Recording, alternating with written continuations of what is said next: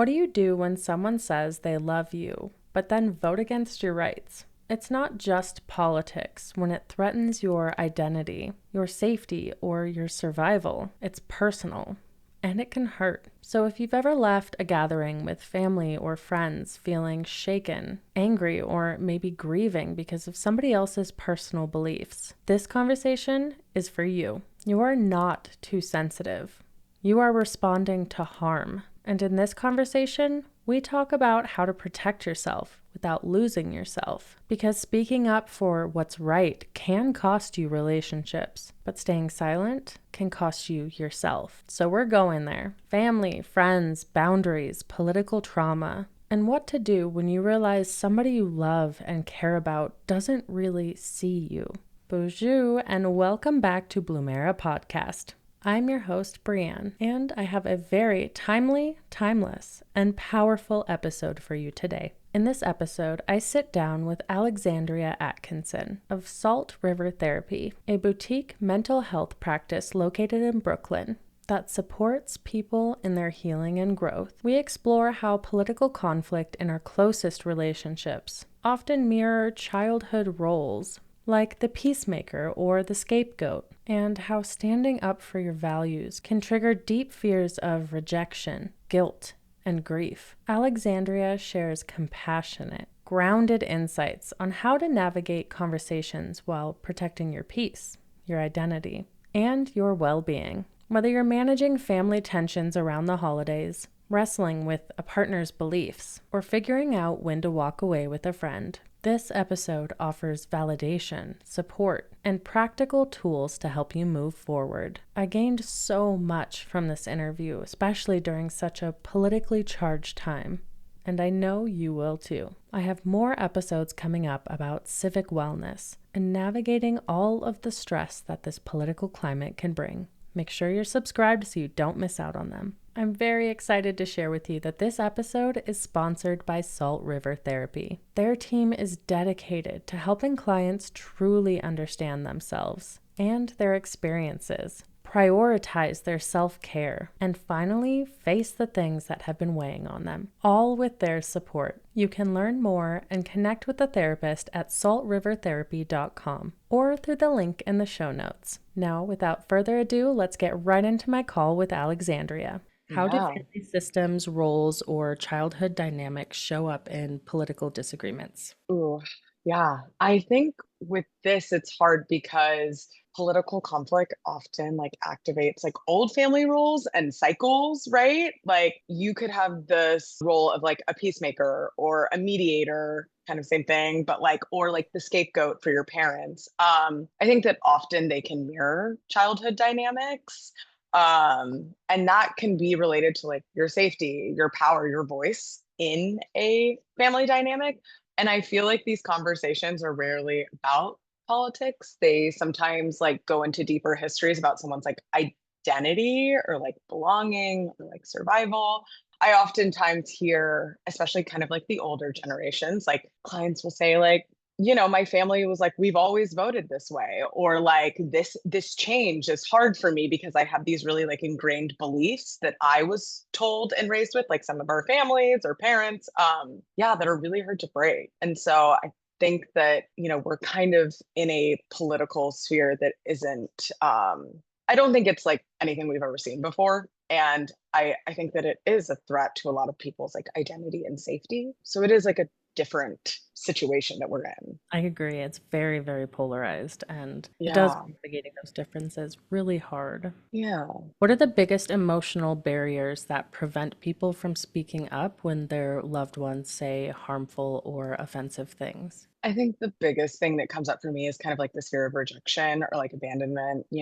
I think that people don't want to be seen as difficult at times. I think there is a big emphasis on like keeping the peace in family dynamics, especially like holidays, whatever it is. It's like we just want to have a nice time. like please, like, keep everything chill. But your body, when someone says something harmful or offensive, is going to have a reaction. It's going to feel like a threat. It's not going to feel like, oh, we're just like discussing politics. But like if you're, like I was saying earlier, like your identity or your well-being or safety is being threatened, it's not just going to be like, oh, that was just like an offensive comment, if that makes sense. No, that makes perfect sense. So, how can somebody approach political conversations with loved ones without it turning into a full blown argument like they might be worried about? Yeah, something we say in therapy a lot is like curiosity over criticism. So I think that entering it, even if you're feeling really activated, in more of a like being curious about, like, okay, like I hear your point, like tell me more, tell me why, like, even like pacing yourself, like making sure, because I think a lot of times, especially if our brain moves pretty quickly, we can start like speeding up and getting really activated. I think that the goal is understanding that like this person might not understand your point, and that's also like heartbreaking, and you get to decide what to do with that information, and you get to decide, okay, like do I need to set a boundary? Like it's not your job to teach this person how to understand who you are as a person in this world. So, when you do take on that responsibility of educating or feel responsibility for educating them, how can you step back from that role when you start to realize that they don't want it or it's not really landing for them? I think that it can be kind of liberating in a way. I think, like I was saying, it's very heartbreaking realizing that someone you love or once loved is kind of like against who you are as a person or like has your best interest. But I think there's a lot of grief associated with it. Like it is kind of like this grieving process and understanding that you may not be able to like get your point across to this person. You may not be able to make them see, like, hey, this is why I'm upset about this because my safety is being threatened. Yeah, but it's hard. Like, I think it's all grief, right? Like, because it is, I always say that family's kind of like on a spectrum of like, you're either someone that's like family is family no matter what, or you're like, you do one thing to like piss me off, like I'm going to cut you off. And like, where do you kind of lie on this spectrum? And like, where are your limits and boundaries in this world? And I think that it's very individual. Like, no one should tell one person like what's right for them and their experience. Mhm. When the conversation starts to get heated and you become activated, like you were talking about, what are some grounding Mm. tools or phrases that people can use in that situation? I am a big advocate of like removing yourself physically from a situation. I think it's totally okay to say like, hey, I need a breath. I need to calm down. I need to step away. Or I always tell people like processing emotions is slowing down a little bit. And also like being regulated doesn't mean being calm necessarily. It means like I'm advocating for myself in a respectful way where I'm not like insulting someone, but I'm also, if I need to say, hey, it seems like I'm not going to be able to like make you understand me or whatever, like I need to remove myself from the situation. I need to go take a walk, whatever it is, and just kind of respecting your own well-being in those situations. I love the reframe of expectations. I feel like one of the biggest myths with Mhm. regulating your nervous system is that it should always be calm and collected when there's times Mhm. where there's a threat or a perceived threat to, like you Totally. said, your identity, your belonging, who you are. And Mhm. it makes sense that you're activated. It makes sense that you're not regulated and calm in those moments. Yeah. Yeah. I think it like relieves a lot of pressure to be calm in those Mhm. moments just to hear that. So I'm really glad that you brought that up. Yeah. Yeah. When is it okay or even necessary to avoid the conversation altogether? I think if your mental, emotional, or physical like safety is being threatened, right? If you know that someone is actively advocating or voting against your rights as a human, like, yeah, that feels like I don't want to make it very black and white. As therapists, we kind of say we live in these gray areas, but I do think that this can be a little black and white, right? Like if someone has said directly, threatening or insulting things that feels threatening to you, it's okay to be like, no, I'm not engaging with this person. I don't have to. I am just speaking from personal experience with this. Yeah. I had a family member kind Mhm. of push their beliefs onto me. I was pregnant and in labor when Roe v. Wade was overturned. Oh gosh. And the conversations online, all of the pro-life Mhm. people. And I had a family member who was very pro-life, but when we were trying to have a conversation about it, Yeah. like he pushed his views as like government and outside of himself. And Mm, I'm just curious, like, how you would walk a client through that. For me, it was very obvious that, like, no, this is your belief, just claim it instead of yeah. saying, pushing it off onto the government or saying it's outside of yourself when you're actively advocating for this. And it was just like Right. frustrating and confusing for me Mm, because I was like, but what about your daughter? Like, but what about yeah. the women you love in your life? Like, and Mm, he just kept seeing like, well, it's not actually, happening. It's just getting pushed to the states and like kind of shrugging off any sort of like responsibility for his beliefs and yeah. actions, voting too. Yeah, that is really hard because I will say, like, I think it's very individual. Like, are you someone that's gonna, that wants to engage and wants to like fight back a little bit? Or are you someone that wants to be like, you know what? I'm not gonna make them see my point, and so I'm gonna pull away.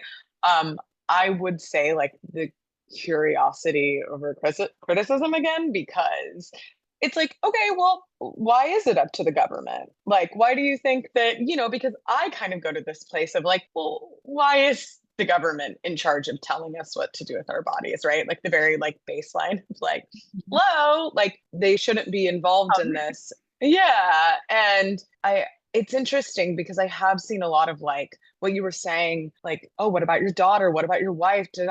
I think that a lot of what is going on in this current political climate is people are very much focusing on like what affects them directly. And we've become this really individualized society as opposed to like a community that like cares about other people. And that's really difficult to just sit with, right? Mhm. Because I have seen where people try to like use that reasoning and being like, you have a daughter, you have this, like, what if you were in this situation? And for some reason, it doesn't seem to click at times unless it is directly affecting you. Yeah, it's hard. I really think that it's important to protect yourself and have like internal and external boundaries around like what you're willing to like put yourself in, Mhm. because it can be damaging to like put all this effort and like fight with someone and try to get them to see your point. Mhm. Yeah. No, I completely agree. I think in that moment, I was just in labor and really activated. And like, let's Fair. go for it, man. I'm like bouncing on my Fair. ball. You're like, I have nothing else to do right now except have a Yeah. baby, so I'm gonna fight with you. Yeah, totally. I would Exactly. probably be pretty activated too. Yeah, I think over time I've kind of learned when and how to pick my battles. I did a webinar with Feminist, like the Instagram account, and they Mhm. had talked a lot about how, especially with online discussions and arguments, that your goal necessarily isn't to try to change the person you're fighting with's opinion. Mhm. You kind of just put information out there for anybody reading it and like Yeah. trying to dispel any misinformation and offer Mhm. resources. So it's not really about the person that you're talking to a lot of the time. It can be for the other people reading, which helped me a lot. Yeah, yeah, it gives it a different perspective. Yeah, I know not everybody. I did end up cutting It's that family fine. member was it's okay. I didn't really mind, Yeah. honestly. The family member was really distant and Hmm. like our Yeah. most of our interactions were online and most Hmm. of the things that he posted were things Yeah. I believe in. So I was like, okay, this is easy. And it like sucks because, I don't want to be around them. Especially when you grow up learning to like love and respect these people and, spending so many years with them to try to have Hmm. to reassess that. Hmm. And I know you said that it's kind of a personal, spectrum, whether you want to cut them off like Yeah. I did or you want to try to Hmm. maintain it somehow. How do you suggest someone assess whether that relationship is healthy or that it's something worth maintaining despite those political Mm. differences? Because for some people, it's really easy. And I know it's based on relationship. Like my family member Hmm. was very distant and easy enough to just cut Yeah. off. But some family members are closer and not that easy. I do think again it's like very individual, and I think it's also about respect. Like, does this person respect you? I I think that that can be a little blurry because it's like if they're voting against me, do they actually respect me? Do they respect my well-being? Do they respect, who I am and if I survive, kind of thing.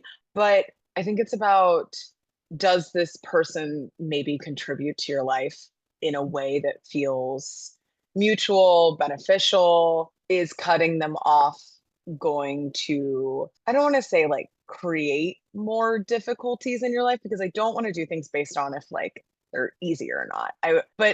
Is there something that you get from this relationship that feels really vital to like who you are or like your well-being or your social circle? Or can you also like create boundaries around, okay, I know I can see this person in this context and I get a lot out of that, but they're like not allowed to come to like certain things, or I would never go to them for support in this area, if that makes sense. No, absolutely. That gray area that you're talking about, because it's not always Yeah. black and white.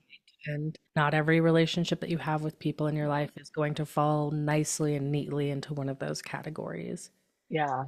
So when you kind of have to maintain a relationship with somebody who holds such opposing views, how can you do that Mhm. without compromising your own values? What does that look like? Mm. I think that looks like really like standing in your values, like not people pleasing at times, like not being agreeable just because it's the easier option. And I say that, like that's so much easier said than done. Like it is so hard, especially if you are the outlier in a group where you have the opposing opinion or view. I think again, that's also about protecting yourself. Like if you need to pull yourself out of that situation, definitely do that. Yeah, and know that like you are allowed to have an opinion about something that directly affects you. You're allowed to have feelings about something that directly affects you. You're allowed to like experience the range of emotions of like frustration, anger, sadness, hurt, grief, all these things. No, that's relieving to hear. I know, especially around the holidays, some people Yeah. are stuck in those situations and it's almost like you are being pressured, especially if you're the Mhm. outlier in the group, that you just Yeah. go, or, that's just the way they are, or that's just the way I am, and you're the outlier. So just try to Yeah. keep the peace, like you were saying. Yeah. Now, kind of moving on to friendships. Do you Mm. think friendships can survive major political differences? And if so, what does it take? I'm unsure. Like, I'm going to be completely honest. I Very think good. that maybe like 20 years ago, maybe. Mhm. Today, I'm not sure. I think that both people have to be willing to like do the work, and by that I mean respect each other, hear each other out, like advocate for the other person. I don't know exactly what that looks like in our current political climate, but there has to be emotional maturity, mutual respect. And this is opinion. This is not advice. But I do think there needs to be shared values around harm and humanity. Mhm. Like, I don't know if certain things can survive friendships if one person feels directly threatened. Mhm. I agree. I mean, those are your chosen people. Yeah. And if you're Yeah. choosing people who hurt you, you don't have as Hmm. much of an obligation to remain in Hmm. Hmm. relationship with them. I also think that Yeah. it depends on what kind of friendships you're looking for. Like, I know some people in different stages of their life need something more superficial and Yeah. maybe doesn't even touch those topics, and it's easy to just Right. ignore them. Or Hmm. I've heard of people, and I know like at different points in my life, I had friends you go to for a good time or friends you go to Totally. for shopping or different things. And I could see maybe Right. that fitting in. I Hmm. have such strong beliefs and I speak about them often. I think I have a Yeah. harder time with that, but I can see some situations and scenarios where maybe you consider, what do I want from this friendship or this friend, or Mhm. what do I get from them? Kind of like you said, you were assessing family members and Yeah. making sure that it's like a give and take and that you are kind of receiving something positive from it. Yeah. Okay, and now moving on to more of like romantic relationships. How important do you believe it is to have political compatibility in romantic relationships? Yeah, I think it depends. Mhm. Again, it is personal and individual, but I think that like if your political values reflect on your core beliefs about humanity, justice, power, all those things, if those values fundamentally clash, like love or attraction or chemistry might not be enough. I think that compatibility is about safety and Mm. not just like affection. I think we're seeing that, like you were talking about earlier with like Roe v. Wade, like that affects, I mean, pretty much anyone who wants to like have a child. People who don't want to have a child. Like there Back are to things. that. This is a lot of what is going on presently is a direct threat to a lot of different groups' safety. So I would say if you're someone who's like debating if it matters to you, put yourself kind of in those situations. Like ask yourself, if I was in this XYZ situation, yes, maybe it's worst case scenario, would this person support me, back me up, advocate for me? And like if the answer is no, like are you okay with that? That they Mhm. wouldn't do that. Because sometimes it'll And be life or death. Like if you are having to seriously, choose yeah, between mother and baby, and maybe you aren't in a position to make that choice, and they push it onto your partner, because that's typically how yeah, that goes. Like, are they going to support you? That's a great yeah, point. yeah. It's tough. It's yeah, it's hard Yeah. when you like someone too. And Yeah. and And it then you find out, yeah. like the sunk cost too, like when you have so many years put in, because especially like a lot of this didn't come to like such a big, Hmm. impactful, powerful point until like 2020. And I know Yeah. people who were married before that and were able to just kind of like skirt around those differences because they didn't Yeah. impact them on such a Hmm. personal level. And now they're in a position to be like, whoa, wait, I Yeah. didn't realize we were so polarizing in these ways, and we didn't know that they were going to be challenged or taken away from us. I think Yeah. having those conversations with your partner before you get married, I think so many people kind Totally. of glaze over them and just kind of like Hmm. have a general idea, but once you get into the details, you don't find those out until you need to. Yeah.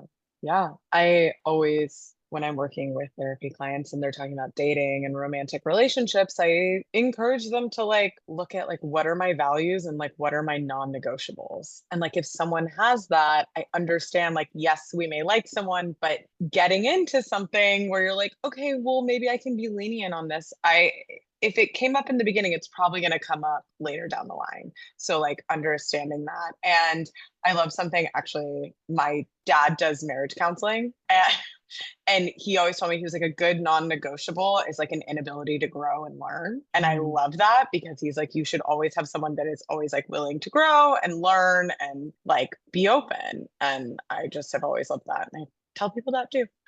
Yeah, I mean, I think it's so important because you are going to learn from each other and life is going to change. And if you stay in kind of like a Yeah. fixed mindset Hmm. throughout all of it, like Yeah. it's hard to grow with somebody. You're going to end up like leaving Hmm. somebody behind. Yeah. Yeah, I'm a very forward person. So, like, when I was dating, I had made a Hmm. list of, I mean, I felt like lost for a little while dating because I'm like, what? I don't really know what I want. So, it was kind of like writing it down. And then it became Hmm. so much easier to be dating because I'm like, instead of worrying about, am I what they want? It was more like, Hmm. let me check my list and see if they're actually what I want and if they Yeah. can meet these non-negotiables or not have them if there are things that are things I don't. Yeah.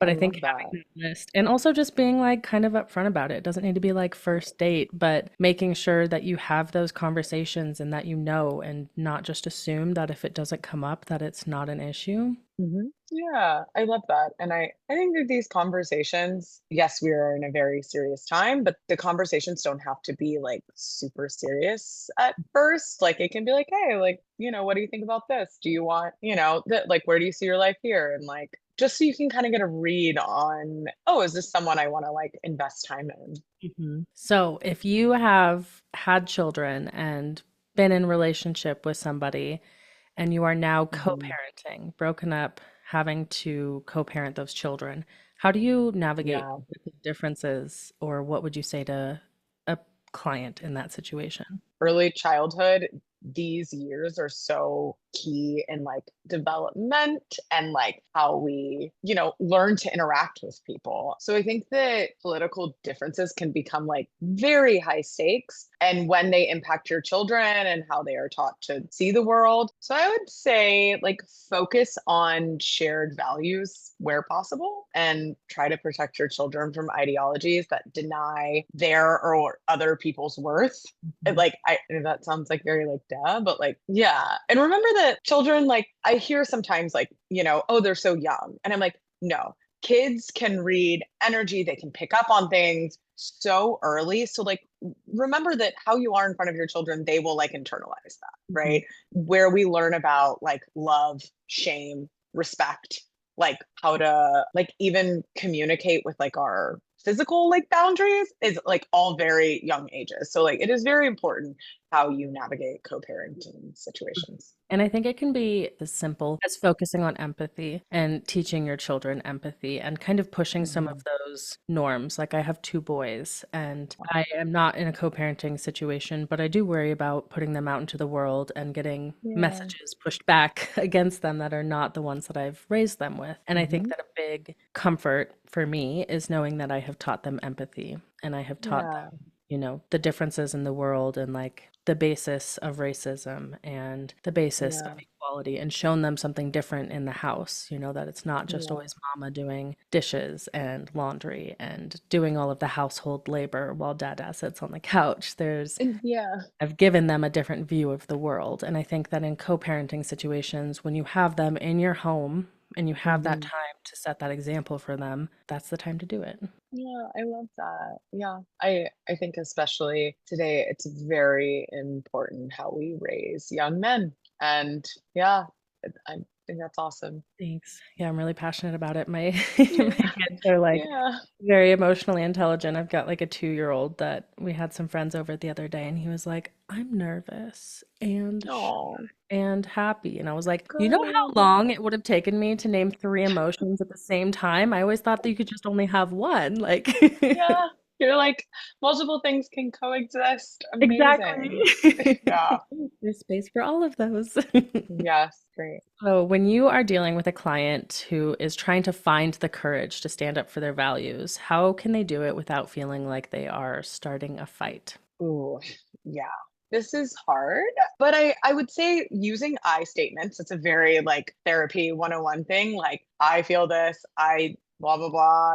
When you did this, I felt this instead of attacking someone, because I think our first initial reaction would be to be like, that's not fair. You don't know anything, like kind of going at someone. And instead, I say, like, kind of make it more about like your experience as opposed to like the bigger picture. Yes, the bigger picture is important, but someone is going to feel like you're attacking them if you just tell them everything they did wrong, and then will become defensive. And then you're both going to feel super invalidated. And it may escalate to a point that doesn't feel good or like may end a relationship. So, really focusing on like where you felt invalidated or hurt or sad or whatever it is, and really trying to stay calm if you can. Again, regulated doesn't mean like calm. I just mean like saying everything that's coming up for you in a respectful way. So, when you are feeling activated or leaving a conversation with some leftover anger, what is a healthy way to process that? I think definitely seeking social support where you do feel validated in those spaces.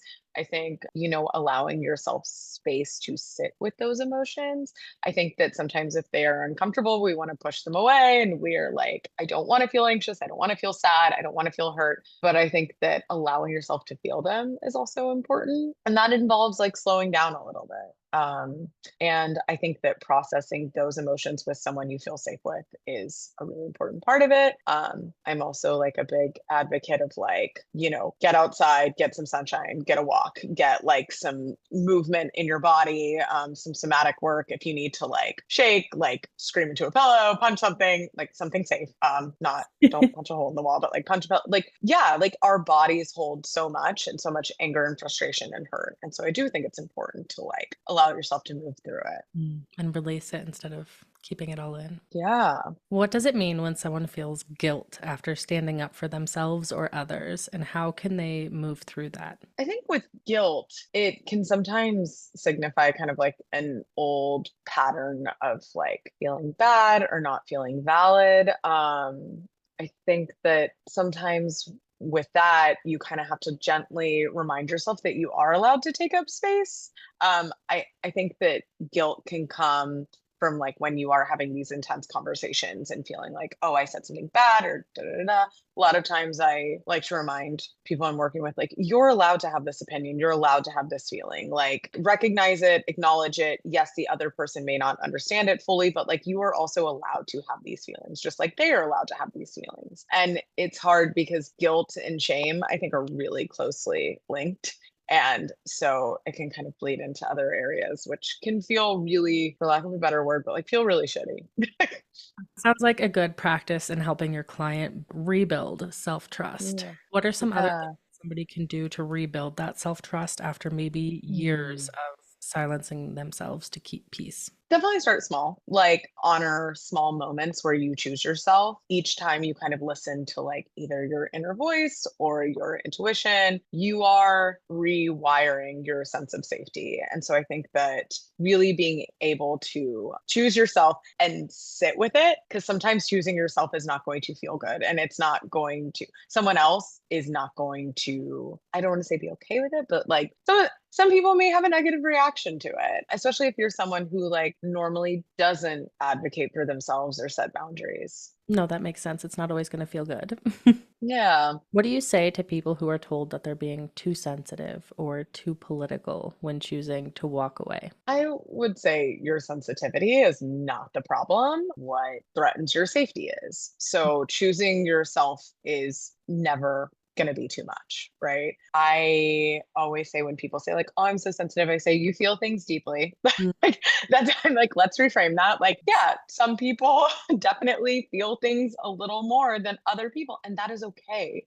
That Mhm. is like kind of what makes us like all unique and beautiful and different. Yeah, and instead of being something that is wrong within you, it can end up being a strength. Like now you Yeah. can feel more deeply, you can read people and Mm, situations a little bit better, you can have totally. a deeper understanding and empathy. Yeah. Yeah. What does radical acceptance look like when we've done everything that we can, but somebody still won't change? Yeah. Oh man, I think that I come back to grief on this. I think that radical acceptance means like grieving something that won't change. It's like I was saying earlier, it is kind of like this liberating thing in a way once we are able to practice radical acceptance, but there is this like really or can be this like gut wrenching heartbreak in it because you may be like ending a relationship or cutting someone off or changing your view of like a situation or an environment that you navigate in. And so it can be really, really hard, but allowing yourself to like go through kind of like those stages of grief. Again, grief isn't linear. So you're going to kind of have these ups and downs, but yeah. What are some ways that you recommend people express or process their grief? Because for some people, like it's something you've Mhm. stuffed down for so long, or you don't, like you said, it's uncomfortable to feel. What are some ways that people can begin to process and express that if they feel that resistance? I would say always like allow yourself to feel sad. I think that feeling sad is an emotion that we all try to avoid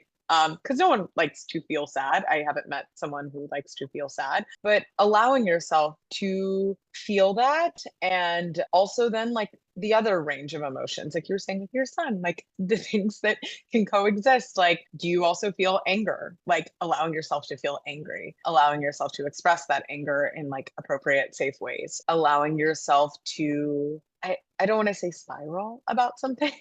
obviously, but like allowing yourself to like sit with it and be like, damn, like this sucks. Like, this is so hard for me. Yeah, that can be so hard too when you want to just push it away. I try to remind myself that feelings are Mhm. just visitors. They don't live here. So Visitor. Yes. Yes. They That's it great. may feel like it's hanging around too long, they've overstayed their welcome, but, like, they are just visitors, they're not living here. Yeah. Yeah. You mentioned belonging earlier, and I wanted to ask more about that. What role does belonging play in all of this? It's hard when you are in a situation where maybe you don't feel like you belong. So I think that belonging is about like reminding yourself that you do and that you are a human navigating this world and like you deserve to be in a space and that you are allowed to take up space, that you are allowed to have a range of emotions and opinions about things. And that even if someone tells you they're wrong, that doesn't mean that they are. Like you are allowed to be like authentically yourself and you belong. I love that. I didn't understand the need for belonging or couldn't put a word to it for Mm, quite some time. I have a lot of, like, family trauma, and just mm, understanding that word and the role that it plays and yeah, just every human's need for belonging kind of yeah, helped me find that elsewhere. Yeah. What role does therapy or community support play in helping people navigate these emotional situations? Therapy and community can be really helpful in like mirroring your experience. And like when you're doubting yourself, it can be like containers for your rage or grief, and also like a reminder that you're not alone. And I know that sometimes people say like all therapists do is like validate their clients, but like the power of validation is very important, especially when you've been in a situation where you feel like you've been invalidated, maybe your entire life, right? Kind of mirroring to a client, like, this is like what empathy looks like. This is what like support looks like. This is what joy looks like. And just kind of all these things that maybe have been really difficult for them to access. I think it helps too to have like a neutral third party. It can be hard Totally. when you're navigating these situations with people in your life, like family or coworkers or friends. You can't turn to other people in that same social group or No. family necessarily to safely and openly talk about these things. It helps to have a Mm, therapist who is not involved, who you don't feel that social pressure to dance around certain topics or speak kindly about somebody when they're doing unkind things. And yeah, for me, they're absolutely. a nice, safe outlet to discuss literally anything. Yeah. Yeah. Kind of going back to relationships, if you choose to remain in contact with somebody who has different political opinions, how can Mhm. unresolved political conflict in close relationships affect someone's mental health over time? Oh man, I think number one thing is like chronic stress, right? Like your body is constantly in a state of like fight or flight or freeze, fawn, whatever it is. Like it's gonna activate your nervous system and you can become hyper vigilant. There can be feelings of like doubt or internalized shame, especially when you feel like I'm not being heard, I'm not being understood, I feel unsafe. And those experiences are hard because, especially if you are the one person, let's say in your family dynamic, that has a differing view or is in a marginalized group that doesn't feel understood or accepted or heard, you can start to like doubt yourself. So I think that's also how like therapy can help, like with like that validation of like you are, like you do belong, you are in this place, like what you're saying is valid to your experience. I also, yeah, that makes me think about like when you are the outlier in a situation, you're kind of like Yeah. in that bubble and you're receiving the Yeah. same messaging about yourself and about the world. And that's where a Yeah. therapist can really give you Mhm. a more honest and unfiltered Mhm. perspective of it. Yeah. Okay, so at Blumera, Mhm. we believe healing is both truth feeling and brave action. So I like to end each episode with a little truth or dare challenge, and it is Cool. time for your truth or dare. So, Mhm. first, your truth. What is one truth you wish more people knew about navigating these relationship tensions in today's polarized world? I guess I wish more people knew or like were able to understand that like choosing your peace over harm isn't like selfish or divisive. It's actually a way of taking care of yourself and self respect. And it's important to do that in a world where often we silence people who are most impacted by these things. Yeah, I love that. That's a really powerful reframe to know that it's choosing Yeah, care to choose that and it's caring for yourself because sometimes caring for yourself is hurting others. When you think about a boundary, like totally. your no choosing yourself might upset somebody outside of you. That's just the nature Mhm. of boundaries, and you're not always responsible for the reaction of others when you're having to take care of yourself. I always say boundaries are the best self care. Agree. And now your dare. What is one small, brave challenge you'd offer someone listening, something they can try this week, maybe if they're struggling with some of these Mm. situations we've talked about? It can be small, but like if there's a moment where you feel like you want to stay silent or you feel like yourself shrinking, instead, like take a breath and say one thing that's like true or aligns with your values out loud, even if like your voice is shaky, even if you feel nervous, like just kind of saying, even if it's like one small thing, like if you hear something that you have a strong reaction to, maybe pick like one thing to respond to and be like, yeah, like this wasn't okay, or like I didn't like this, or this was really hurtful. Yeah, it's like a little muscle that you have to exercise. And standing Yeah. up feels so uncomfortable, but if you find small ways to do it in safe Mhm. situations, it just becomes a little bit easier over time. Yeah, absolutely. It is a muscle. Like advocating for yourself, sharing your opinion in a constructive way is a muscle you have to exercise. I always say to people, sometimes like we compartmentalize. I always say, like, imagine like a little trunk that you're like putting a bunch of stuff in and you're like shoving the lid closed and then stuff starts spilling out the side. And then that's when we kind of have those big blow ups. So instead, we kind of want to like leave our trunk a little open and like let things like come out slowly as they come up, as opposed to like pushing everything down. Oh, that's such a good visual.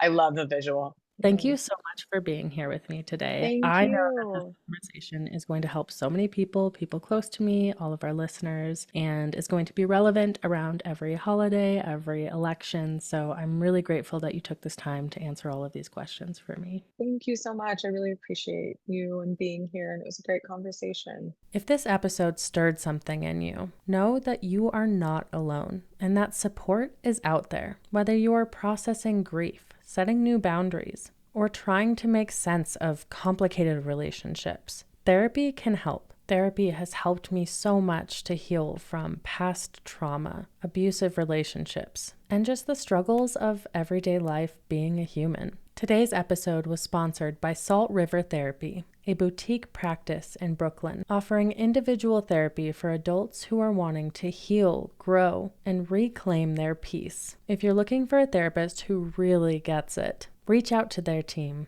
You can learn more or schedule a consultation at saltrivertherapy.com or by using the link in the show notes. Thank you so much for being here with me today. And remember, choosing yourself isn't selfish. It's a powerful act of self-respect. I have more episodes coming up about civic wellness and navigating all of the stress that this political climate can bring. Make sure you're subscribed so you don't miss out on them. I'll see you in the next episode.